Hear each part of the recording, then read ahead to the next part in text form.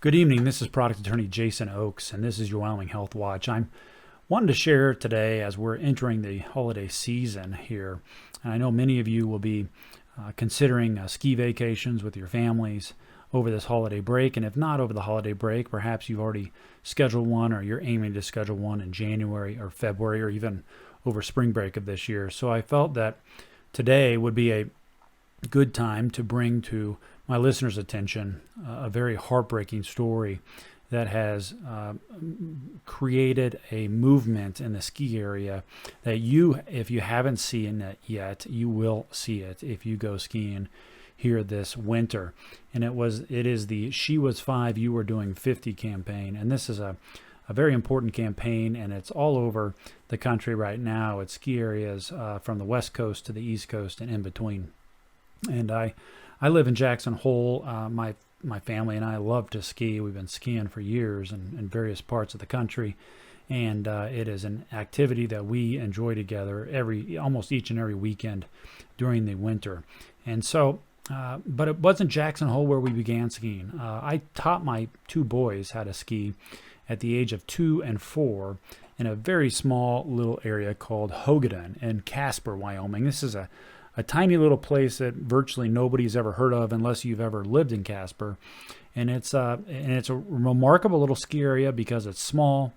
It gives you something to do on the weekends in Casper. And most importantly, Casper is known for one of the windiest places in the country. And that is not an over-exaggeration. The winds in Casper can easily exceed 60 miles an hour. The highest they ever hit when we lived there was 92 miles an hour. I mean, they are hurricane force winds at times. But if you get up on the mountain where the ski area is, there are enough trees that protects you from the wind. So it is a fabulous place to go in the wintertime when it's otherwise windy and enjoy the outdoors when it would otherwise be a day that would be ruined. And I share that because the story that later became the She Was 5, You Were Doing 50 campaign comes out of Hogaden, in that little place where I taught my two boys how to ski. Hogaden it used to be 2 chairlifts, and now it's only 1. The city of Casper owns it. The city routinely loses money on it, but they feel it's important to have a place where families can spend their weekends and during the week in the wintertime that is protected from the wind and be able to have a nice time together. So nonetheless, in spite of the fact it's a lost leader, it continues to remain open, though they did get rid of one of the chairlifts. So today it's just one single chairlift, although that little place has 21 runs off of that one little chairlift. It's 600 vertical, so it's not much vertical, but when you are nowhere near a ski area and you're looking for something to do on a windy winter day, you are not complaining. There is one particular run called Dreadnought, and it is a run that actually goes underneath the main lift. And it is a fairly steep run. There are greens and blues and blacks on Hogaden, but anybody who's ever skied at Jackson or Aspen or Vail or Keystone would probably consider the hardest run in Hogaden no more than a blue. But the hardest run on Hogaden, the hardest runs are in fact black diamonds, because ski areas they assign the greens and the blues and the blacks depending on the difficulty of the run at that area. So it's not a standard across the board. It's just applicable for that area. So Dreadnought is I believe a black. However, it's not. There's no moguls. It's just it's a rather steep run for the area. Although again, it would be more of a blue anywhere else. And you can, without question, gather a lot of speed on this run. The story of She Was 5, You Were Doing 50 starts back in 2011 when the Johnsons had decided as a family outing that they wanted to go to Casper, Hogaden ski area, and ski together. And it was Kelly and Elise Johnson were mother and daughter. Elise was 5 years old at the time, and Kelly had decided to take her daughter up there skiing. Kelly's husband was there, but not present when the accident occurred. And Kelly and Elise were skiing most of the day, and they were enjoying themselves. It was a pretty Christmas Eve and a wonderful thing to do the day before Christmas. And as the day went on and Elise got better, she was just a little tyke at 5 years old, but a good little skier. She had a great snow plow and was quite confident on skis. And as if you've ever skied with your children, there's an interest in wanting to move from the greens to the blues to the blacks as they develop and get better. And Kelly and Elise decided that they were going to try Dreadnought. And frankly, Dreadnought, I don't want to leave a wrong impression about Dreadnought. There was nothing inappropriate about taking your young child down Dreadnought. It was not a difficult run. And Dreadnought, though, has a couple of these little kind of, I don't want to call them hills. They're more like mounds. Knolls is a better word. There's little knolls where you can, for a moment, as you're going up over these knolls, there's a blind spot below the knoll that you cannot see if you're skiing until you get to the top of the knoll. They are not marked in any regard, and it's just something that in any ski area and in any ski resort across the country, if you are skiing with a small child, you want to be skiing in a defensive posture and be just aware that if there is a blind spot, somebody might not be able to see you. On the other hand, if you are skiing fast and you are skiing, doing a lot of jumps, as a lot of the younger guys and gals do these days, you need to be aware that you need to make sure that what is ever below you, someone is spotted before you go hightailing it off a big jump or a big knoll. In any event, you probably know where this story is going. But Elise had fallen. Kelly was assisting her, and it just happened to be in the most inopportune, worst spot on Dreadnought, of course being right below this knoll that created this blind spot. Earlier in the day, and I know this because I've talked to a couple of the people who were up there that day. In fact, I have a good friend who was skiing with his son that day, and I'll get back to him in a moment, but we've since learned that there was a group of snowboarders, and I don't want to trash on snowboarders here because there are a lot of good, responsible snowboarders out there, and I've also seen some skiers that were really irresponsible. So the fact he was a snowboarder, please don't let that cause you to have any opinions one way or the other of snowboarder versus skier, because I've seen it good and bad on both sides. In any event, there was a group of snowboarders, younger guys, high school, not so much high school, but just at college age guys that had been smoking weed and were just kind of what we call bombing the slopes, which is when you just haul butt down the slopes. You try to get air off the jumps and go as fast as you can. And there had been complaints about this group of snowboarders earlier in the day. In any event, nothing was done about it. And on this horrendous run where Kelly was assisting little Elise trying to get her skis back on, this snowboarder who had most likely been high on marijuana bombed Dreadnought at the worst possible time you can imagine. And as he was traveling at extremely fast speeds, and the conclusion was he was traveling over 50 miles an hour when he went off the very knoll that Kelly and Elise Johnson were below trying to get her skis on, and he plowed into them traveling 50 miles an hour. The crash was horrendous, and I didn't personally see it, but my friend saw it, and my friend was in probably the worst possible place where you could have been, which was going up the chairlift. Dreadnought, as I said, was right below the chairlift, and everybody on the chairlift could see what happened. And that included my friend, who had a full, unobstructed view of this horrifically tragic accident.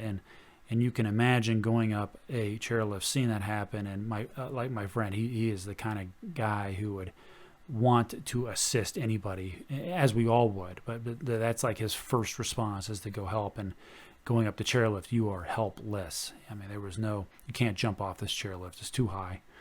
And he was completely helpless. He was with his son, who witnessed it as well.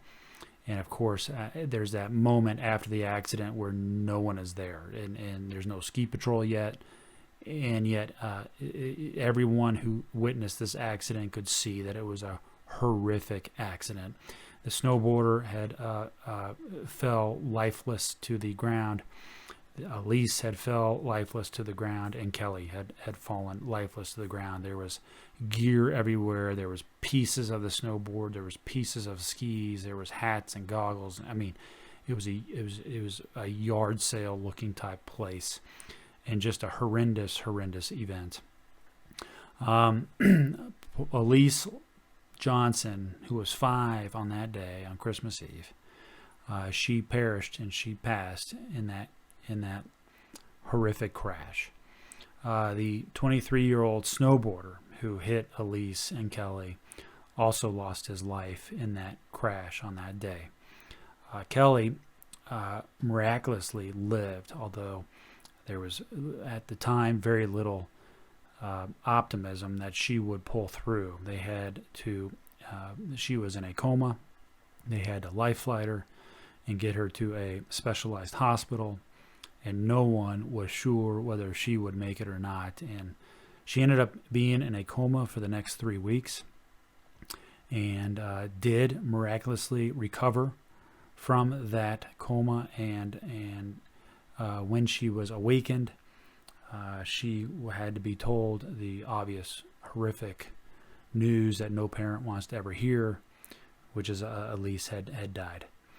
It was a tragic accident, and the Johnsons have, to their credit, and I admire them so very much, they have taken this horrendous event and tried to use it in every way possible to prevent the same kind of accident from happening to anybody else, anywhere else, at any other ski area. And this is the birth of the She Was 5, You Were Doing 50 campaign. And this, if you haven't seen it, it's on my Twitter feed, it's on my LinkedIn feed, and it is a poster, if you will, of a snow angel. And you can tell it's a child's snow angel, and that's all it is, a snow angel in snow. And at the top it says, She Was 5, You Were Doing 50, period.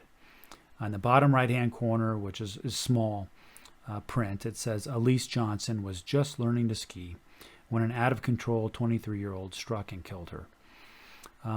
This is such a sad story, but you will now see this poster as you're getting on lifts. And I want as many people to know what happened on this tragic Christmas Eve day.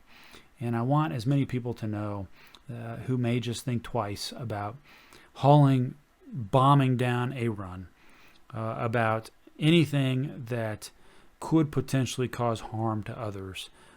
Think twice about drinking on the lifts, having too much to drink at lunchtime. I was on the lift this year in Jackson Hole. This young man, as we were going up the lift, popped a Dale's Pale Ale.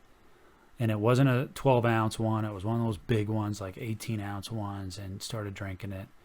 And I thought to myself, why is it so necessary to be drinking alcohol while you are skiing? Isn't just being outside and enjoying the outdoors and hanging out good enough? But it obviously isn't for some people, which is why it's been compelling for me to see how the Johnsons have utilized this in a way that it just might save one other person, if not more than one other person. I see a lot of kids who are out there learning in Jackson Hole. I see a lot of skiers and snowboarders who are going way too darn fast around these kids.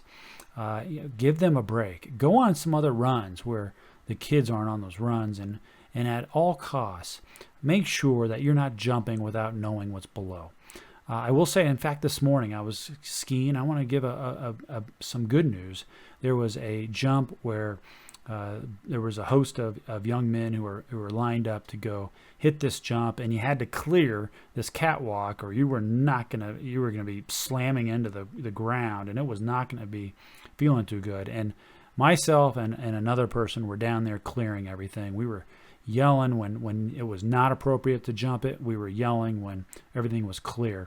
And I'm glad that I was there to do that. I hope that when I wasn't there to do that, there was other people like me, or hopefully there was somebody in that group who was willing to go down there and not jump it, and in fact look out for other people. And there were times where we would have to scream, don't jump, when somebody was coming through on the catwalk. And and that could have been disastrous. So clear anything that you can see below before you jump.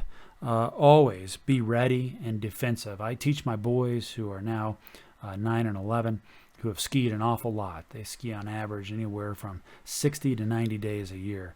And they're very good skiers, but sometimes I warn them that being good can make you complacent.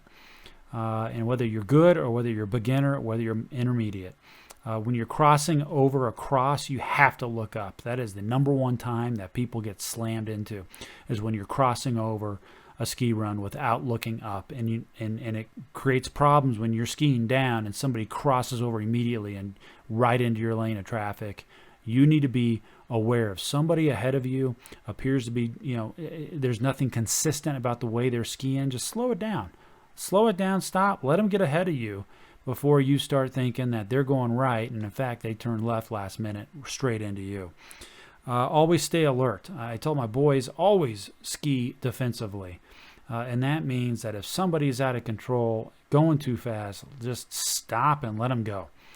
Number 2, when you're jumping, be very careful. Have to see what's below you. And it doesn't have to just be a person. It can be a rock. It can be a stump, anything like that can cause a lot of harm as well. And finally, plan ahead. Plan ahead. Make sure that you understand that you are familiar with the resort. If you're not familiar with the resort, get a map out if you've never skied it before and familiarize yourself with the resort. I know if I'm with small children, I always ski behind them because if somebody's going to hit them, they're going to hit me first. I position myself so I'm behind that child. So if anything's going to happen, I'm going to get run into first. I hope this provides some help to anybody who wants to just be sure that them and their families are safe this Christmas season as they head out to the slopes. Be defensive, stay alert, and plan ahead. Thank you so much for listening. Please share this podcast with everybody you know who might be skiing this winter. Collectively, let's make an effort to see if we can get the word out as much as possible, and in hopes that we can prevent a single catastrophe, if not more. I wish you a very Merry Christmas. Have a wonderful, wonderful holiday season. I'm Product Attorney Jason Oakes. Thank you.